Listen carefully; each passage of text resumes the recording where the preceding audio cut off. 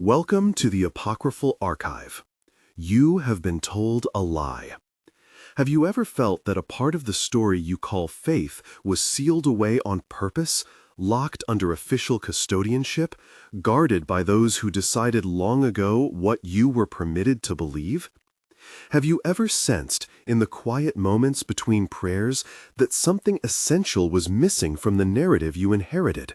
That the scripture you hold in your hands is not the complete picture, but rather a carefully curated selection designed to serve particular interests and silence particular voices? In the spring of 2024, in a climate-controlled repository that no one outside a narrow circle ever visited, an abandoned box labeled miscellaneous produced something extraordinary. Not a relic of church wealth, not a golden chalice or a jeweled cross, but a sheaf of fragile papyrus the size of a prayer book. This document contained a sequence of sayings attributed to Jesus that stretched far beyond the familiar canon. 114 brief utterances that were never folded into the Gospels we read in Sunday schools, never preached from pulpits, never discussed in catechism classes. This is not a sensational tease designed to grab your attention and then disappoint you with speculation. This is a document that challenges the very foundation of how we understand sacred scripture. It forces us to confront uncomfortable questions about who decided which words counted as holy and which words were relegated to footnotes. Who had the authority to determine what Jesus truly said and what was better left forgotten? If you have ever felt the uncanny tug when an old prayer from your grandmother names God by a phrase you do not find in your modern pew, if you have ever wondered why certain books were excluded from the Bible while others were included, if you have ever suspected that the Christianity you practice today is only one version of a faith that once contained multitudes, then you will understand why this matters. The object in question came not from a famous excavation in the Egyptian desert, not from a sensational archaeological dig announced with press conferences and camera flashes, but from an institutional attic. It was found in an archive room in a monastery adjacent to a national museum, a place where records from many communities had been stored and misfiled over the course of decades. The item was cataloged under donations with no provenance whatsoever and relabeled in a clerical hand in 1953. For over 70 years, it sat there undisturbed, waiting. The first time I saw its delicate ink, I smelled the dry hay of ancient books. I felt the grain of papyrus under my thumb, rough and textured like the skin of something that had lived and died and been preserved against all odds. I heard the low hum of cooling units in the vault, that mechanical breath that keeps decay at bay. The first witness to the opening was a junior conservator named Miriam, who gasped and whispered a phrase that echoed through the small team and will echo through this documentary. What came out of that box was memory, not metal. If you stay with me through this investigation, you will see line-by-line translations of sayings that force us to reconsider the nature of discipleship, prophecy, and community authority. You will hear the linguistic proof, the carbon dating results, and the testimony of people who recognize refrains their grandmothers sang at harvest time, phrases that were supposed to have been lost forever, but somehow survived in the corners of human memory. This is not theory, this is evidence. The context for this sheaf is crucial to our claim of authenticity and to understanding why these words were hidden in the first place. The papyrus was found among records from a Coptic monastery that had served as a repository for documents from local communities displaced during the 19th and 20th centuries. Wars, colonial interventions, and religious persecutions had scattered communities across the region, and their documents often ended up in the care of monasteries that served as informal archives of last resort. The archive register recorded acquisitions from 1898, 1923, and 1953, with scant explanation for any of them. A lead conservator named David Lerner and a monastic archivist called Father Thomas Gabriel permitted radiocarbon testing at an independent laboratory, one with no religious affiliation and no stake in the outcome. The lab results place the inked manuscript between the 3rd and 5th centuries of the Common Era, a period when Christian groups were diverse and fluid, when there was no single orthodoxy, but rather a constellation of communities with different beliefs, different practices, and different texts. The provenance trail continued when we discovered correspondence between a now-deceased bishop and a British antiquarian in the 1920s. These letters discussed a parcel of texts sent from a village outside Akhmim to a monastery in the desert.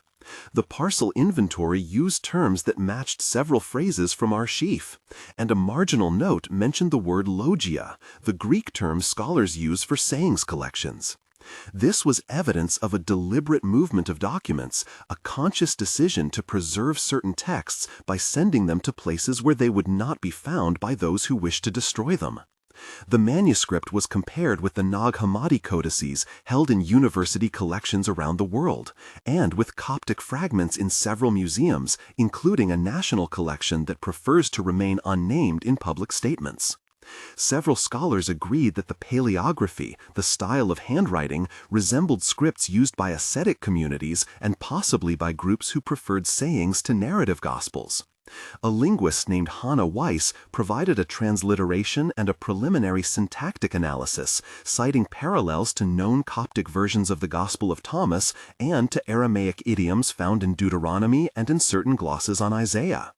We also consulted a semitologist called Elias Karam, who traced echo words to a southern dialect of Aramaic and possibly to Christian Hais and Herastragians, to a substratum visible in rural liturgical songs that are still sung today in remote villages. The chain of custody is imperfect, as all ancient chains of custody are, but it is strong enough to demand serious inquiry. This is the kind of archival trail that historians live for, because it ties an object to date, to place, and to actors who had reasons both to archive and to hide. When we examined the content of the sheaf, we found language that was terse, elliptical, and insistently corrective. The sayings were short aphoristic utterances, many of them opening with variations of the formula, Jesus said. They were not parables in the familiar sense, not stories with beginnings and endings, but rather concentrated drops of wisdom that demanded interpretation, that refused to yield their meaning to casual reading. A translation of Saying 37 reads, "In the house of the Father there are many rooms, but the craftsmen keep a lamp for the stranger." Consider the implications. This is not the familiar teaching about the Father's house with many mansions. This version emphasizes the role of the craftsmen, the workers, the ordinary people who keep the lamp burning for those who arrive as strangers. It suggests a vision of the divine household not as a static arrangement of rooms, but a living community of hospitality. A literal reading of Saying 89 says, "The kingdom is spread upon the earth, and men do not see it. They eat it like bread, and do not know that it feeds them." Here is a theology of immanence, of the divine presence woven into the fabric of everyday existence. The kingdom is not something to be waited for, not a future event to be anticipated, but a present reality that surrounds us constantly, nourishing us even when we are unaware of its presence. This is a vision of faith that does not require temples or priests or intermediaries, only the capacity to see what has always been there. Perhaps the most provocative is Saying 114, which reads, "Whoever finds the interpretation of these sayings will not taste death." The phrasing carries a theological weight that echoes psalmic utterance, but it also makes a soteriological claim that is more intimate than juridical. Salvation here is not a matter of correct belief or proper ritual observance, but of understanding, of penetrating to the meaning beneath the surface of the words. This is a teaching that places tremendous responsibility on the individual reader, bypassing the authority of institutional interpreters. Saying 52 uses a verb that appears in a fragment of Enoch and in a liturgical refrain still sung by a community in the hills outside Bethlehem. When this connection was discovered, we recorded the reactions of scholars in the room as the transliteration was read aloud. The linguist clutched her notes and said that the morphology aligned with an Aramaic substrate that predated the canonical Gospels. The theologian Jonas Petros argued that the saying suggested a practice of private exegesis, an oral tradition of gnosis rather than institutional homily. The sensory world of the manuscript became part of the translation process itself. The ink still carried a faint metallic smell of iron gall, that distinctive odor of ancient writing that seems to carry within it the weight of centuries. The papyrus crackled like old leather under careful humidity control, making sounds that had not been heard since hands last turned these pages, perhaps 1,500 years ago.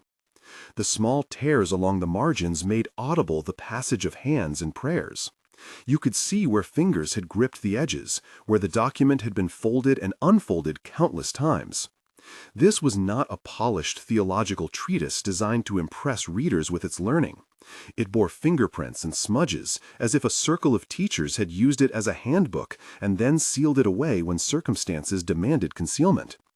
If such a text sits in an archive, it is worth asking why it was ignored or suppressed. The history of early Christian discourse is a history of selection and of power. Early councils produced canons, and communities with institutional advantage wrote letters and collected stories that reinforced their positions. To name just one pattern, texts that emphasized communal mystical knowing rather than clerical mediation were often sidelined, marginalized, or actively destroyed.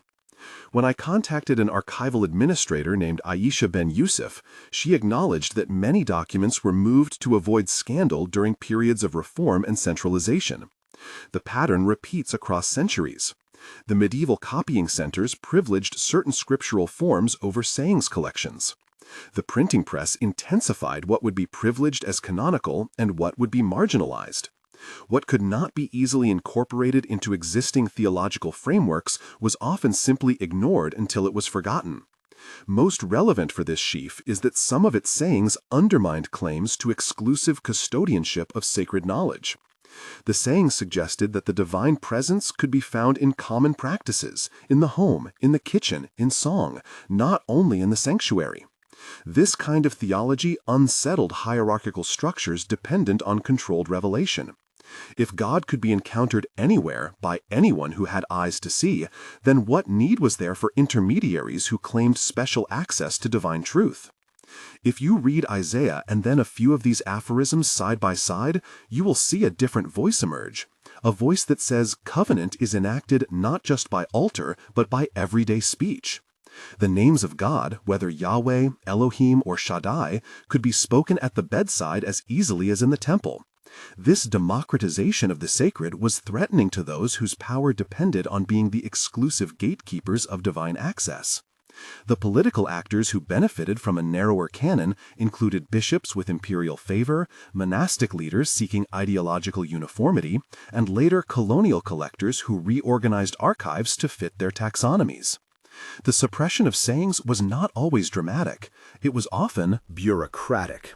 It happened through mislabeling, through neglect, and through the steady privileging of narrative gospels in instruction. The result was a historical amnesia that aligned memory with power. To understand how language travels across centuries and how hidden traditions survive in unexpected places, we must turn to linguistic comparison. The lexemes used in the sheaf show affinities to Aramaic roots that appear in Deuteronomy and in popular psalmody, as well as to Coptic terms that carried ritual nuance in communities that practiced Christianity outside the Roman mainstream. The repeated use of a verb that can be translated as to reveal has cognates in a southwestern dialect where the root also marks a particular liturgical action performed during harvest festivals. The manuscript uses a rare form of the divine name, sometimes transliterated as Yahweh in parallel contexts, and alternates with the title Lord in a pattern that invites comparison with usage in certain psalms. From the philological point of view, the text employs formulas familiar to Torah commentary and Jubilee language, yet reshaped into aphorism. The linguist Hannah Ron lexical matrices and found that the incidence of a small class of particles was statistically significant both in this sheaf and in a corpus of sayings attributed to the Gospel of Thomas. The linguistic fingerprint was unmistakable. The cultural implication is profound. Communities who adopted these phrases may have retained a ritual vocabulary woven into daily life and into songs that then circulated informally for centuries. The translation team identified preserved words that are still sung in village rites in the southern Levant today. The living communities who recognize these refrains call the sayings names that mean oath, covenant, and remnant in their vernacular. That continuity matters because it suggests oral transmission across centuries, not a single momentary forgery. Theological resonance emerges quickly when you put these sayings against canonical scripture. For readers steeped in Isaiah and in the Psalms, the aphorisms respond like an inner commentary. Saying 17 echoes Isaiah 40 in tone, while saying 76 reframes a Deuteronomic injunction into a private vow. These are not random collections of wisdom sayings, but deliberate engagements with the prophetic tradition. This is where the text becomes theologically provocative. The sayings do not abolish the prophetic corpus, they reframe it. They propose a soteriology that is less juridical and more existential, one where knowing the inner word is a form of survival, and where names like Yahweh, Elohim, and Shaddai are invoked in domestic liturgy as easily as in temple rites. One of our consultants, a theologian named Miriam El-Sadi, insisted that the document must be read both as scripture and as practice. She argued that the sayings functioned like a Torah for everyday life, a guide for Sabbath observance not according to a priestly rubric, but according to a household ethic. The implications for understanding Messiah and Christos are profound, because the terms in these sayings emphasize presence and revelation rather than office.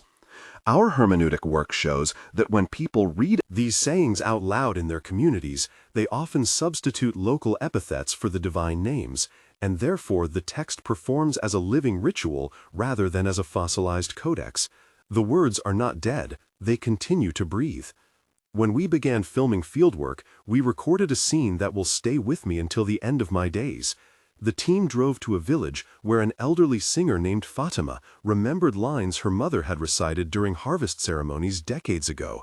We staged an interview and captured tactile detail that no archive could contain. She placed a worn cloth on her lap and brought forward a small oil lamp, the kind that had been used in that region for centuries. The light was thin and golden. The room smelled of cumin and dried thyme.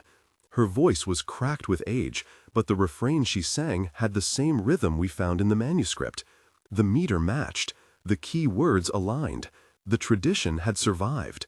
The scene contained sound and texture that reinforced the authenticity of what we had found. The metallic ring of the lamp wick being adjusted, the scratch of a spoon against clay, the low animal breath of a sleeping goat outside the doorway. Each sensory element confirmed that the sayings had not been purely doctrinal, but had been embedded in practice, in the rhythms of agricultural life, in the prayers that accompanied planting and harvest. The dialogue in that scene ran long and dense. The conversation took the shape of an investigation, with each person testing the link between line and lived practice. Father Gabriel touched the margin of a photocopy and whispered, "That is the same refrain that closed prayers in our monastery." Fatima responded by singing another verse, and the room fell silent. This moment is central because it ties manuscript to memory to embodied practice across 1,500 years. There were moments of acute tension in the investigation that I must lay out explicitly. The first moment occurred in the archive vault when a senior official named Bishop Marcus confronted our team about the public announcement. He argued that releasing such material would cause confusion among the faithful and might disrespect liturgical continuity that had been maintained for centuries. His voice grew tight, and the room temperature seemed to lower. The second moment of crisis came when a conservator reported that the ink contained traces of later retouching, suggesting a hand working in the 7th century. This raised the issue of layered composition and potential interpolation. The argument in that laboratory was technical and tense, requiring careful mediation between those who saw the retouching as evidence of forgery and those who recognized it as evidence of continued use and veneration. The third moment arrived when a media outlet published a preliminary headline framing the sheaf as a hoax, and several community members received threatening calls insinuating that recalling forgotten sayings would unsettle local clergy. The fourth moment unfolded at a public forum where historians clashed with a representative of an ecclesiastical body who accused researchers of inciting heresy. Each of these moments lasted long enough to alter the timing of our project and to demonstrate the political stakes behind archival decisions. What we were dealing with was not merely an academic question, but a matter of institutional power and spiritual authority. We must be precise about the technical procedures we employed to establish authenticity. The papyrus underwent accelerator mass spectrometry carbon dating and ink composition analysis using Raman spectroscopy. The radiocarbon calibration placed the fibers between 250 and 450 CE, while metal trace analysis indicated iron gall components consistent with contemporary inks from that period. The manuscript was multispectrally imaged to recover faded strokes and palimpsest layers, which revealed undertexts and corrections that provided additional evidence of the document's history. The process required careful humidity control and polymer film supports in conservation. For those unfamiliar with these methods, they are standard in manuscript authentication and together produce a robust set of converging data points rather than a single definitive stamp. To tell the human side of the story, I must provide a backstory for the lead protagonist of this investigation, myself. I am a historian who started as a parish seminarian and then trained in textual criticism. My life has been split between prayer and data, between kneeling and coding. I grew up in a town where Sabbath candlelight marked the rhythm of the week and where my grandmother invoked Yahweh in a local dialect that differed from the official liturgical language. My path to archives began after a year teaching in rural communities, where I learned to listen for refrains that did not accord with textbook theologies. I pursued degrees in theology and philology and then apprenticed under a conservator. I spent nights cataloging marginalia and days conducting oral history interviews. The formation matters because it explains how I read documents as living practices, not as museum objects. I am personally invested in the question of who gets to define Messiah and who gets to claim the office of Christos, because those claims shape who is remembered and who is called remnant. My training makes me insist on rigorous methodology, and my upbringing keeps me humble before prayer. I carry both commitments into every archive door I open. A brief backstory for the key antagonist figure in this narrative is also necessary. The antagonist is not a cartoonish villain, but a figure of institutional inertia and protective power. Bishop Marcus is a prelate whose career coincided with a period of centralizing liturgical reform. He was raised in a clerical family and learned that unity is achieved through uniform practice. He feared that divergent texts would splinter his flock and erode the authority that preserved communal stability. He spent decades building relationships with museums and with state archivists, using leverage from his office to control what documents were displayed or withheld. His training emphasized canon formation, and his instinct was to safeguard continuity, even if that required burying inconvenient texts. He is not simply obstructionist. He sees himself as protector of memory, as a custodian who believes that opening certain boxes will cause harm rather than healing. His biography explains his resistance and frames the institutional logic we confront. Understanding him is essential to understanding why documents like this one have been hidden for so long. Throughout this investigation, we named and listened to secondary characters who played distinct roles in the unfolding inquiry. Among the voices you will meet are Dr. Miriam al-Sadi, the theologian who translated sacramental vocabulary with precision and passion; Professor David Lerner, the conservator who negotiated lab access against considerable institutional resistance; Hanna Weiss, the linguist who traced dialectal roots across centuries of linguistic change. Jonas Petros, the field ethnographer who recorded songs in remote villages. Aisha Ben Yusuf, the archivist who located the misfiled box. Elias Karam, the Semitologist who mapped Aramaic echoes. Sister Beatrice, a monk who preserved oral recollections from her community. And Fatima, the elder singer who embodied living practice in her voice and her lamp. Each of them performs specific actions in this story. They read the papyrus, they perform glosses, they call elders, they open cupboards, and they disagree with each other. Their names reappear because the chain of custody and the chain of tradition are personal as well as institutional. Documents do not preserve themselves. People preserve them, often at considerable risk. One of our most charged scenes occurred in a lecture-hall where a scholar, Dr. Jonathan Reed, read aloud saying 52. When he finished, a local elder stood and sang a variation of the same line. The exchange that followed included multiple direct turns as the audience questioned authenticity and the elder insisted on kinship between text and chant. The sound in the room was dense. The air tasted of boiled coffee. The fluorescent lights buzzed. The microphone picked up the tiny hitch in the elder singer's voice as she confronted scholars who had studied these texts for years but had never heard them sung. This confrontation forced the academic community to account for oral transmission and required a reassessment of the neat boundary between literate texts and living song.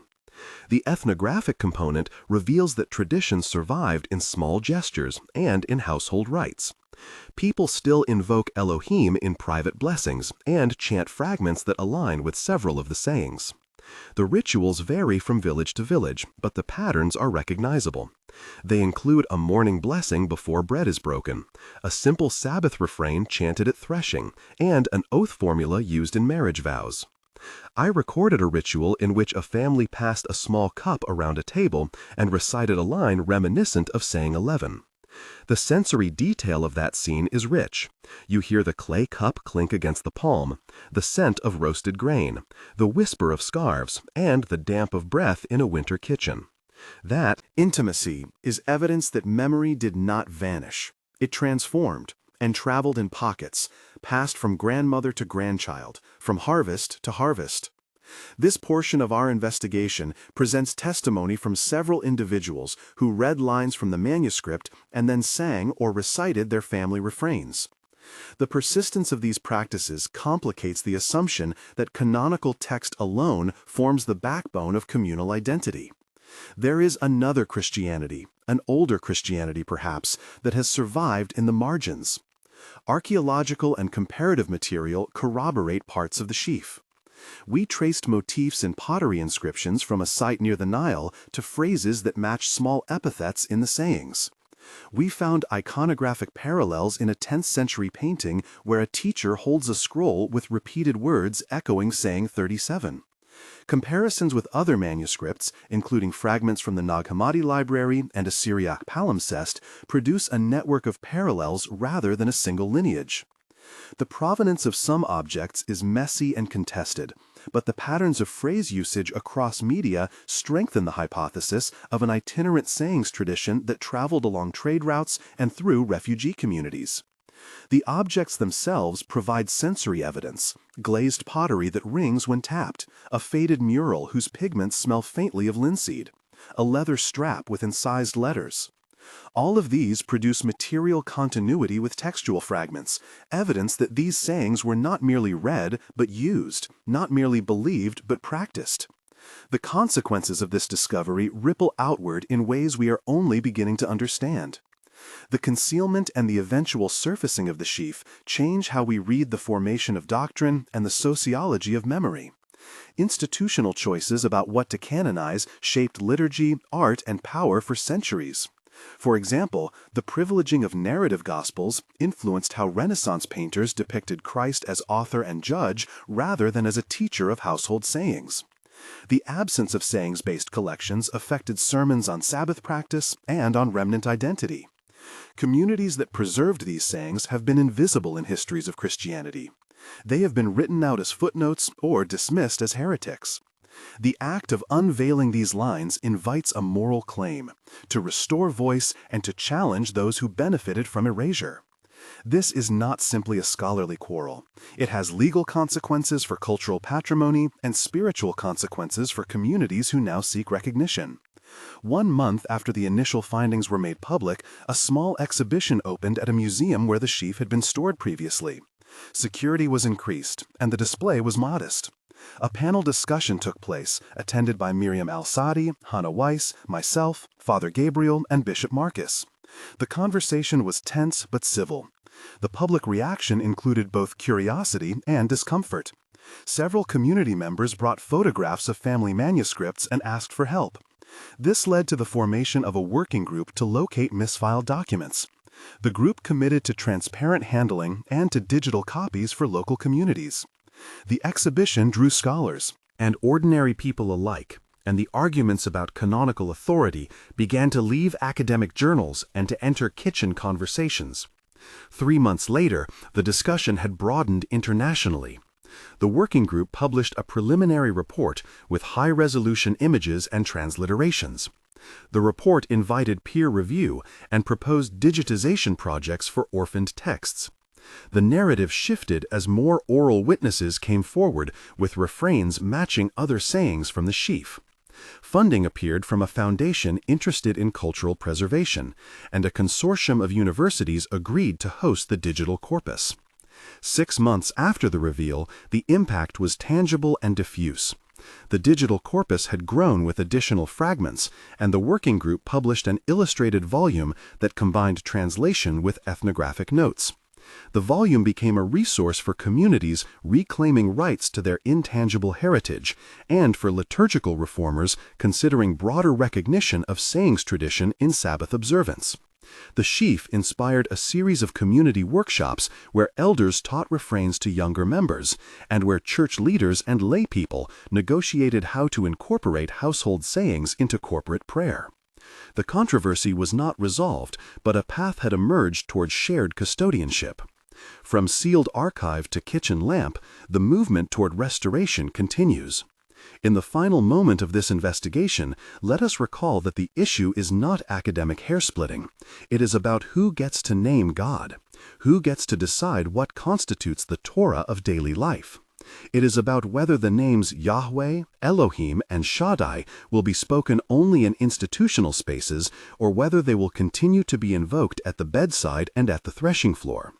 It is about whether the titles Messiah and Christos belong exclusively to hierarchs, or whether they can be heard in the quiet affirmation of a household vow. This is a claim that reaches beyond a manuscript. It asks us to remember and to act. What we found is not merely ancient ink. It is an invitation to reclaim the fragments of a living tradition and to make space in public memory for voices long called remnant. The archive has been opened. The question now is what we will do with what we have found. Until then, keep listening to the silence. The archive remains open.